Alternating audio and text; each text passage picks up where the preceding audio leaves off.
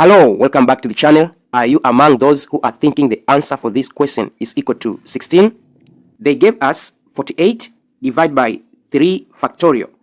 The first thing that you're supposed to know what the meaning of 3 factorial. Don't just take 48 divided by 3 and get answer equal to 16.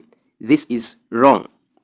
So we are going to start to work with the 3 factorial.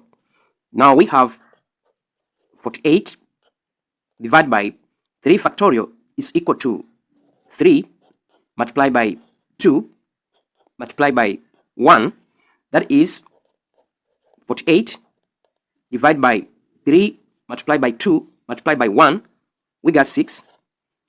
48 divided by 6. We got 8. This is the correct answer. I hope you understand this question.